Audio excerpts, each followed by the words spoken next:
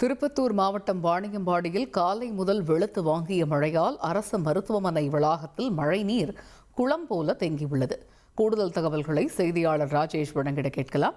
ராஜேஷ், தற்பொழுது மழை நிலவரம் எப்படி இருக்கிறது? தேங்கி இருக்கக்கூடிய மழை நீரை அகற்றக்கூடிய நடவடிக்கைகள் என்ன? வணக்கம்.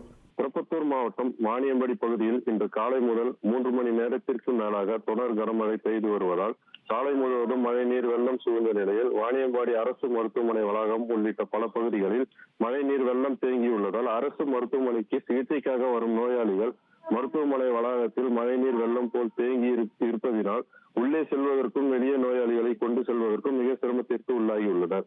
தொடர்ந்து மழை பெய்து கொண்டே வருவதால் இதனை உடனடியாக சம்பந்தப்பட்ட துறை அதிகாரிகள் நடவடிக்கை எடுத்து அரசு மருத்துவமனை வளாகத்தில் தேங்கியுள்ள மழைநீரை சரி செய்யுமாறு பொதுமக்கள் கோரிக்கை வைத்துள்ளனர்.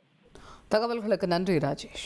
உங்கள் தந்தி ஒன் தொலைக்காட்சியில் கால பைரவன் தினமும் காலை 8 மணிக்கு காண தவறாதீர்கள்.